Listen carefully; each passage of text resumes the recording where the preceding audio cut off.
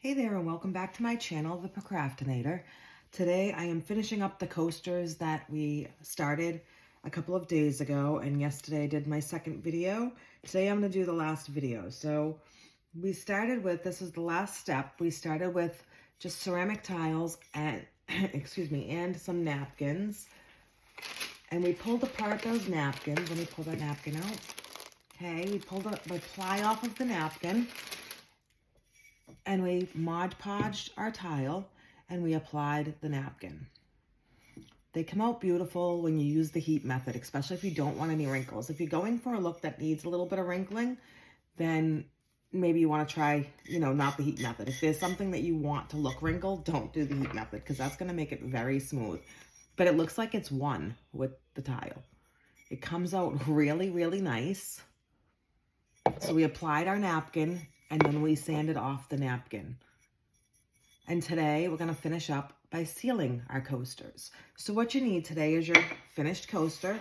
And I do recommend, I mentioned this in yesterday's video, when you do your heat step, I recommend you let this cool completely before you file off or sand off the edges, okay? Because what happens when you do it when it's warm is your glue is still warm and it can pull up, okay? So don't go crazy on it. This is where patience is important. And if you gotta have a little lifting, like this has a little teeny bit of lifting in the green right there. I don't know if you can see that. That's okay. You're gonna put it down with Mod Podge anyways on the top coat, okay? When you put your top coat on, you're gonna glue it back down on the top as well. So today what you're gonna need is your coasters that you've started, some sort of paintbrush. I'm undecided which size I'm gonna use yet. I'm thinking maybe this one. Just for less brush strokes, maybe. I think I'm going to go with the big one. I think I usually use this size, but I think I'm going to go with the big one today. So I'll put that to the side. And what you're going to need is some Mod Podge. Now for my final step, I am going to use Mod Podge Dishwasher Safe. And the reason is this makes your item waterproof. Regular Mod Podge doesn't really make it waterproof, and it is a water-soluble item. So I feel like if you use even the Mod Podge gloss, it's not going to keep... I don't know, I feel like it could get gooey again, because it is water-based. But the Dishwasher Safe makes it waterproof. Now, Dishwasher Safe does take 28 days to cure for it to actually be fully dishwasher safe. So I do recommend if you're doing this, that you put it somewhere, they're finished, to have a finished section. And it's up to you to wait your 28 days in order to just let people know that it's going to take 28 days before it's fully cured. So this is definitely what I'm going to use today. You're not supposed to shake your Mod Podge, okay? You're supposed to roll it. Follow the directions because you don't want to ruin the consistency of your Mod Podge. So roll your Mod Podge on the table just like this. You can choose to pour your Mod Podge onto a paper plate or whatever paint container to spread it around. I'm actually just going to dip into the bottle. Mine is getting pretty low. I'm just going to dip into the bottle and do this. So I've rolled my Mod Podge around. And what you're going to do is I'm going to take my metal tray here. This is just a cookie sheet from the Dollar Tree. I have reused this about 100 million times. It's got glue. It's got paint.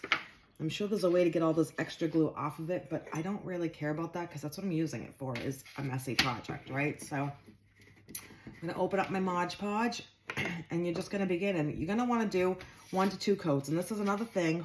I feel like there's something on it. There we go.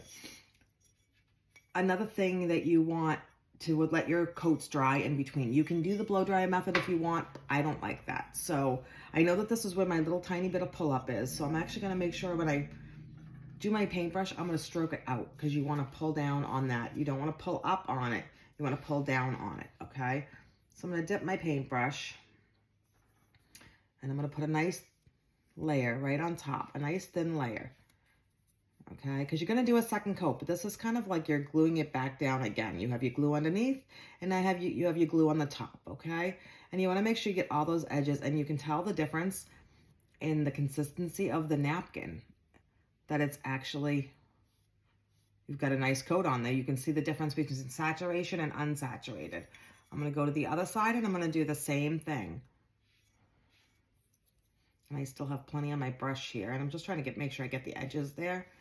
And don't worry, you can always go back over this, the sander on the corners if you want. Like, so if you feel like your corners need a little, or your sides need a little more sanding, wow, I really am low on this. If you feel like you need a little more sanding, go ahead and do it after everything dries. Don't do it while it's wet or it's going to tear apart your project. So that's it. That's as simple as it is. And what I'm going to do on my second coat, which we're not going to do on the video because like I stated, I like to let mine dry completely. And I don't want to do the drying method with the blow dryer. So it's all done. So what I would do is when I come back to do my second coat, I'm going to flip my coaster and go the opposite direction to make sure I get all my sides, okay? This is how simple it is. I don't know if you watched yesterday's video. If you didn't, please go back and check it. But I actually had to, I just got Mod Podge all over my hand. I had to get that off of my hand before it sticks on me. I had to fix my corner. I apologize. I had to fix my corner because I didn't wait and I sanded just a little too rough on the side. So when I did that, I pulled up just a little teeny bit of the corner. So I just cut a little piece of napkin, Mod Podged it right back down, put a little glue in the corner, put my napkin down, pushed it down pretty good, and now I have a fully green corner again. So there's no more ruin on that. So again, we're going to go side to side, just go side to side, back and forth. I do see that this specific napkin, it is from the Dollar Tree, and it is running a little bit. So do be careful of that. The pink, red, whatever you want to call it, the watermelon color seems to be running just a teeny bit. So I'm not sure. I don't really like that. And I haven't had that problem with the Dollar Tree napkins, but it is slightly running with the Mod Podge. It doesn't take a lot either. This is only my first coat, so my first coat isn't a huge, it is a huge deal. You want it to smooth down your edges, right? You want it to adhere it. But my second coat is where I'm going to be extra, extra careful, probably a little heavier maybe even. This is my coat that I want. Well, no, maybe this is the coat I'm going to do a little heavier.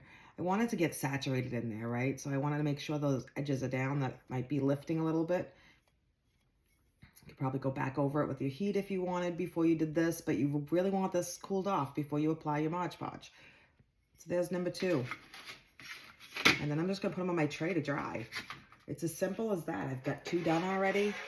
I'm going to get our glue for the third one. Try not to get more Mod Podge on myself. Make sure all your sanding debris is off of your coaster before you start this process, because you don't want to put anything is on there. It's going to glue it right down. And I put more Mod Podge on my brush this time, so it kind of did a little bit better. Again, I feel like I see a little, I see a little bit of pink coming up on my brush. I do not like that. Definitely not. Let's switch it over and go this way. And then I'm going to wipe off my brush. I'll show you in a second. Not impressed with that at all. And that would be the pink in this napkin. That was something I wouldn't have expected to happen. And there was nothing I can do about that either. It just kind of happened. I don't want to wash my brush per se, but I do want to get that pink off. So you can see the pink just ran right here. See all the little bit of pink right there? It's not going to ruin it, but it certainly isn't great. Can you see the pink on the edge of my brush? I don't know what's up with that. So let's see if I can find myself. I told you when you take apart your napkins, save the ply, and this is one of the reasons. I'm going to take that right off. I don't want more of that on there. I can see it ran in different spots, and I think it came off of the pineapple. I think it's going to be okay. You know, it's kind of hard to tell. This is a project. I think the little bit of reflection might be all right. You can see the difference. Let me know what you think. Is that got too much run going on? I can see a little bit on this one too. It's not too, oh, right here. It's not too bad, but it is pretty bad. But I think it's going to be all right. Something I couldn't predict that was going to happen. They are from the Dollar Tree, so if you are going to use the substrate, be really careful. The napkins are obviously getting cheaper, and I know it's the Dollar Tree, but they have usually some beautiful napkins to use. So that's a little disappointing. If you notice, I kept my pattern up on all 4 of these, up and down this way, so I know that I went this way, so I know when I go back to do them, I'm going to flip them all that way. So don't forget. Let's see if we can keep this one from running. I don't think we have a choice, because it's just if it gets damp and it runs, there's not a lot I can do about it. Try not to go over it as many times maybe with the wet product. The second coat won't run because you've already saturated it, but I'm just trying to get my brush strokes off and make sure I get on my sides and edges. And it is the pineapple that's running, because there it is again. That kind of stinks. I mean, it's not huge, but it's just enough to make a difference. So, and it doesn't seem to be coming off per se. It did on the brush a little bit. I was hoping maybe I could swipe it off a little bit, but it does not look like that's gonna happen. So there is absolutely nothing I can do about that, unfortunately. I do see a little fuzz that just jumped on my product here. Let's see if I can get it without, be very careful because I've now wet my napkin, so I have metal tweezers. Be very, very careful or you will rip your napkin when you're trying to get that off. So it's better to do this with a toothpick and just gently try to get it off. And I actually just ripped my napkin a little bit because it's now wet. So when that fuzz gets on there, it kind of makes a difference. So we're just gonna go over that again with the Mod Podge right there. And it's okay. So it's right in the lemon. So that is as easy as it is. And I'm gonna stick my brush in some water here. So those are now done, except for the second coat. So I'm gonna wait for those to dry. There they are. And just wait for my second coat. I want them to dry completely. So I'm probably gonna give it the maximum. Let's see, it says it takes 1 to 2 hours and add 2 to 3 top coats, you know, allowing 1 to 2 hours to dry in between coats. I'm gonna let at least 2 hours go between this because like I said, I do want this completely dry before I do my second coat. And now we have 2 reasons. Number 1, I don't want it to tear the napkin because when it's wet, it can tear the napkin like that. I'm just gonna take that there's a little bit of a clump right there of Mod Podge. Mod Podge is safe, so we all know you can touch it, it's fine. I'm gonna wait completely and I'll do my second coat and then they're ready to go. Other than the 28-day cure time, after 24 hours, they're ready to go. So that's as simple as it is. That's how you finish them. If you wanna do a top coat, you can go an extra step, which I will do, and put a heat-proof coat on top of there. I have to find my spray, and I usually do it outside. It is the one was using before was an automotive spray. I want to say it was an engine spray. I'll have to find it. I do have my other items too. You can do acrylic, you can do all kinds of things, but I don't like when you put your cup on top there. I don't want it to stick, right? So I don't want it to stick on when you go to pick up your cup and it's hot. So I prefer the automotive spray. You can find it in any AutoZone or whatever, and it accepts heats up to like 400 degrees or something like that, and you can just spray it on there outside in a nice well-vented area because it stinks, and that will actually completely make it waterproof and heat proof. So that is completely up to you. I know 90% of the crafters on YouTube and other platforms all do dishwasher safe Mod Podge and maybe a spray acrylic. So that's up to you. It's also up to you if you want to wait the full 28 days before you seal it, because this is supposed to still cure for 28 days. It's dry to the touch in 24 hours, but it's not fully cured. Big difference. So that's up to you on how you do it. I do usually only wait a few days and then seal them. I think it's okay because I'm not really relying on my waterproof Mod Podge as much. So hope you enjoyed this video. This was part 3 of making your coasters and how to make them perfectly. And they look like they're one with the coaster. It looks like they came like that. You bought them in the store, just like that.